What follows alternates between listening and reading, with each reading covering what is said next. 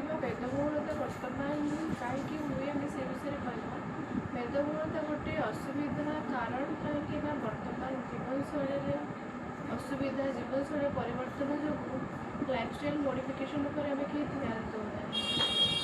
ତ ଉପଯୁକ୍ତ ସମୟରେ ଖାଦ୍ୟପେୟ ଠିକ୍ ଟାଇମ୍ରେ ଆମେ ଖାଉନାହିଁ ଏବଂ ବହୁତ ଆମେ ଯେମିତିକି oily fatty food regular day to day ଲାଇଫ୍ରେ ଇନକ୍ଲୁଡ଼ କରିସାରିଲେଣି। ସେଥିପାଇଁ ଆମର ଜୀବନଶୈଳୀ ବ୍ୟତିକ୍ରମ ଘଟିଯାଇଛି, ଯଦ୍ୱାରା ଆମର ବର୍ତ୍ତମାନ ସମାଜରେ ଓବେସିଟି କିମ୍ବା ମେଦବହୁଳତା ବହୁତ ପରିମାଣରେ ଦେଖାଯାଉଛି। ବର୍ତ୍ତମାନ ପ୍ରତ୍ୟେକ ଘରେ ଗୋଟେ ମେଦବହୁଳତା ରୋଗୀ ପାଇଁ ପ୍ରତ୍ୟେକ ଘରେ ଗୋଟେ ଡାଇବେସିଟି ଯାକ ବର୍ତ୍ତମାନ ଡାଇବେଟିକ୍ ସହିତ ଓବେସିଟିକୁ ଆମେ ଇନକ୍ଲୁଡ଼ କରି ଡାଇବେସିଟିକୁ ବି ଡେଭଲପ୍ କରିସାରିଲେଣି। ତ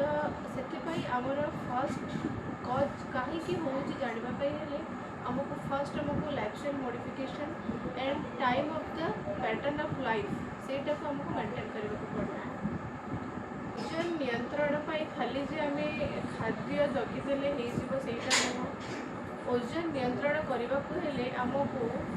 ଉପଯୁକ୍ତ ସମୟରେ ନିଜର ଯେମିତିକି ଓଜନ ବଢ଼ିବାର କାରଣ ଆମକୁ ଫାଇଣ୍ଡ ଆଉଟ୍ କରିବାକୁ ହେବ। ଓଜନ ବଢ଼ିବାର କାରଣ ଗୋଟେ ହେଉଛି ଆମର ପରିବାରରେ ହେରିଡିଟି ବଂଶଗତ ଲକ୍ଷଣ ଯଦି ରହିଛି ତାହେଲେ ଓଜନ ବଢ଼ିପାରେ। जदि आमर जीवनशैली असुविधा रही है उपयुक्त टाइम खाऊनी उपयुक्त टाइम शोना प्रॉपरली रेस्ट नौना ताहले आमर कौन हार्मोनल इम्बालांस होता है। तो due to hormonal imbalance weight gain होता है। आउ गोटे पॉइंट हूँ जो मानकर हार्मोन जनित रोग लाइक थायराइड अच्छी पीसीओडी पीसीओएस अच्छी ताहले भी सही असुविधा हो पारे। मेदबहुलता रोगींकर डाएट मुख्यतः low fat low carb and protein based हवा दरकार। लो फैट मीन्स आम बॉडी आमको केतिकी परिमाण रे कैलोरी रिक्वायरमेंट अच्छी लाइक फैट रिक्वायरमेंट अच्छी सेटा आमको जान रखा निहात दरकार। देखो बर्तमान कौन हो असुविधा आम समस्ते गोटे मोनोटोनस लाइफ पैटर्न उपर निजक आम लाइक कंटिन्यू कर सारे। Monotonous life in the sense आमर घरे गोटे फूड टाबू रही जाइए जोटा कि फूड टाबू मीन्स आम गोटे ब्लाइंड बिलीव्स कि आम मंडे है मैंने आम खाली only today will take only boiled vegetable and rice and dalma like फिर हम जमीक आम पुणी मंगलवार होनी आम तो आम जमी बुधवार होम नॉनभेज बहुत अमाउंट खाई दौचे। तो आमर जो इनटेक ऑफ प्रोटीन कंटेंट गोटे दिन में प्रोटीन इनटेक बहुत कम हो तो गोटे दिन प्रोटीन इनटेक किसी रोग भी ना बट जद्वारा आमर प्रोटीन रिक्वायरमेंट पर डे 1 ग्राम पर केजी बॉडी वेट रिक्वायर कर बॉडी बट आम प्रोटीन डेफिशिएंसी होची बट फैट रिक्वायरमेंट आम खाद्य अत्यधिक तेल रेगुलारली रोचे जद्वारा प्रोटीन डेफिशिएंसी भी बर्तमान कौन देखिए बहुत यंग जेनरेशन भी back pain bone pain arthritis like protein and calcium deficiency skin problem hair problem ये सब कॉमन प्रॉब्लम सोसाइटी देखा गला। तो मेदबहुलता को रोकने हेले आमको बेसिकली बैलेंस डाइट जोटा कि सब प्रकार फ्रूट ग्रुप्स खाद्य थाए जहाँ आमको गोटे न्यूट्रिशियस एंड गोटे आमको हेल्दियर लाइफ दे था से ऊपर आमको फोकस करिया पड़ो। जमती कि देखो मु गोटे nutritionist I am a clinical nutritionist working in more in बहुत सारा भुवनेश्वर बहुत हस्पिटाल में काम कर सकती बट वर्तमान हूँ आम मैंने जमीक बहुत सारा लोग आसती बेसिकली वेट मैनेजमेंट कंसल्टेंट से आम गोटे डाएट चार्ट दे थो। डाएट चार्ट मीन्स खाली जे आम टाइम टेबुल वाइज गोटे रूटीन बनईदे हेनी आमको टाइमली प्रॉपर मेंटेनेंस करके खाइबा पड़ो। Time to time in the sense आम अर्ली मॉर्निंग उठी जावा दरकार। आगुरी कौन होता आम ग्रांड पेरेंट्स मैंने बहुत अर्लियर उठी जाते टाइम टू टाइम खाऊले एंड खाइबार सब घर होम मेकिंग फूड रोला बट नाउ इट इज कौन हो आम basically package food like preservative food ready to eat food ऊपर फोकस करुचे। सो आम जमती खाइबा दरकार मॉर्निंग उठिले लाइक टिके ग्रीन टी हो कि बर्तमान जमीक हर्बल टी जमीक आपणकर डालचीनी को टे बॉइल करके वाटर हो जीरा वाटर हो या जिंजर वाटर हो टे पीवा तो आम बॉडी कौन हम रिफ्रेश होगी oxidation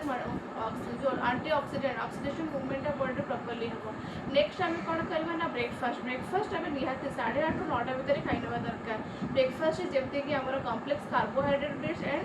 more of the colourful vegetable रहा दरकार। Colourful vegetable give us multi oxidants means बहुत प्रकार कलरफुल वेजिटेबल में बहुत प्रकार माइक्रोन्यूट्रिएंट्स माइक्रोन्यूट्रिएंट्स रहता है like vitamin A, vitamin C, vitamin D, all प्रकार जो विटामिन आम बॉडी रिक्वायर्ड करछि से प्रकार हमको विटामिन मिलता है। नेक्स्ट हूँ 11 ओ क्लॉक ब्रेकफास्ट ठीक 2 आवर्स पर टिके लाइक जब कि आपंकर किसी लाइट 20 कैलोरी गिविंग लाइक बहुत कम कैलोरी गिविंग लिक्विड नेवा दरकार जमती कि बटर मिल्क हो, वेजिटेबल सूप हो, किसी सालाड्स टिके हो, तापर लंच यहाँ खाइबा द्वारा इन द मिड मॉर्निंग आम खाइबा द्वारा कौन हुए आम लंच रे मोर अमाउंट ऑफ फूड आम इनटेक करें आम भोक को आम कंट्रोल करें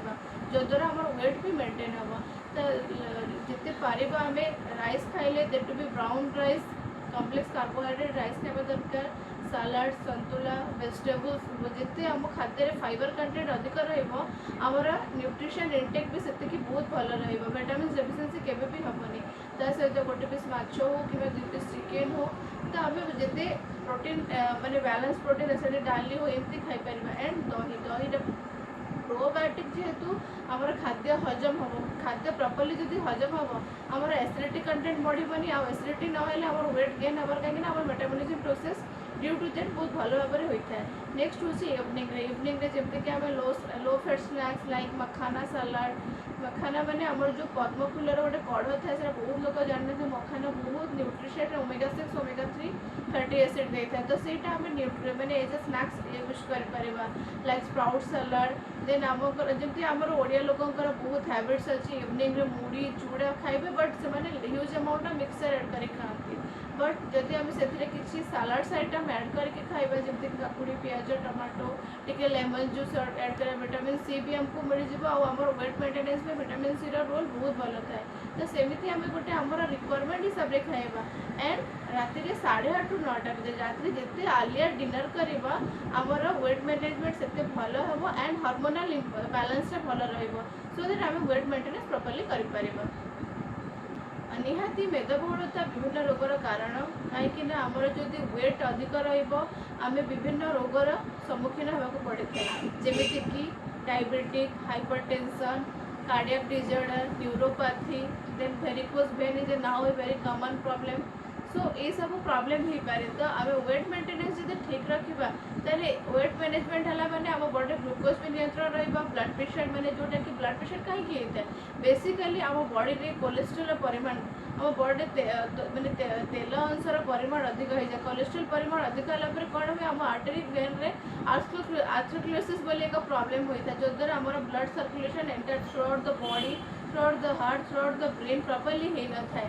तो जद्वारा आमको ब्लड प्रेशर रोग होता है पुणी ब्लड प्रेशर एंड डायबिटीज जो आम पुणी कौन प्रॉब्लम हुए पुणी किडनी प्रॉब्लम हम हार्ट अटैक हम ब्रेन स्ट्रोक हम सो दैट वेट पाई ये सब डिजीज गुड़ाक कारण होता है सो दैट आम वेट मेंटेनेंस कले आम विभिन्न प्रकार रोगर आम निजक सुरक्षा रखिपर निहाती देखो वेट मैनेजमेंट रे पानी तो बहुत माने इम्पोर्टेंट रोल रही कहीं पानी हूँ आम बॉडी वाटर इनटेक जोटा न्यूट्रिशन क्यारी करे आम खाली खाद्य खाईदे हेनी आम बॉडी जो एसिमिलेशन मेटाबॉलिज्म प्रोसेस करे जो nutrients every cells and organ को जी क्यारी करे सी हूँ हीमोग्लोबिन आ हीमोग्लोबिन जब आम बॉडी वाटर इनटेक बैलेंस नहीं आम बॉडी इलेक्ट्रोलाइट्स बैलेंस नहीं आम बॉडी फ्लूइड कंटेंट बैलेंस नहीं ताहले आम बॉडी न्यूट्रिशन गुड़ाक सेल को अब्जॉर्प्शन ही हम नहीं सो दैट पानी आम प्रतिदिन 6 ରୁ 12 ग्लास कि 2 ରୁ 3 लीटर निहाती पीवा दरकार but water restriction according to some disease condition like जो मनकर किडनी फेलियर हो जाए जो मनकर लाइक आपणकर हार्ट प्रॉब्लम अच्छी कि आपणकर लाइक लंग्स प्रॉब्लम अच्छी तो so they in that case doctor आपको रेस्ट्रिक्शन करते कि 1 लीटर पीबे कि 1.5 लीटर पीबे से भितर आम फ्लूइड रेस्ट्रिक्शन करवा rather than we can take sufficiently water if your excretion is good then आप प्रॉपर्ली पानी पी पारे किसी पाइबार नहीं डाएट मेंटेनेंस करने बेले डाइटिशियन परामर्श निहाती दरकार कहीं वर्तमान सोसाइटी रे समस्ते गोटे गोटे डाइटिशियन हो जाइए बट डाइटिशियन हवाटा गोटे बड़ जिनस नुह dietitian who is the dietitian who know the diet means who know the nutrition actually nutrition means गोटे ह्यूमन बॉडी कंपोजिशन अकॉर्डिंगली तार क्लिनिकल पैरामीटर्स हमको देखा पड़ता है आमे कौन करुचे गोटे किसी भी गूगल सर्च कर दौचे गोटे क्रैश डाइट कर दौचे जेकोसी like fruit diet intermediate fasting whatever but what your body required आपण बॉडी कौन रिक्वायर्ड कर what is your clinical condition आपण बॉडी क्लिनिकल पैरामीटर्स कौन अच्छी किए जान क्लिनिकल न्यूट्रिशन एग्जामाइन कर एंड आपण को डायग्नोसिस करके आपण को वो प्रकार न्यूट्रिशन थेरापी देले आपणकर हेल्थ मेंटेनेंस हो पार एंड वेट मैनेजमेंट हो पार से ऊपर से आपन को गोटे धारणा देवे सो दैट आप एकॉर्डिंगली मेंटेनेंस करेंगे आ गोटे जिनस मुझे कही रखा वेट मैनेजमेंट केते संभव है जिते आम गोटे बैलेंस खाद्य खाइबा आपण बॉडी को केते कैलोरी रिक्वायरमेंट रही से परिमाण रही कैलोरी इंटेक कले आप उपयुक्त सुस्थ जीवनशैली सहित आप गोटे हेल्दी लाइफ मेंटेन करें। धन्यवाद।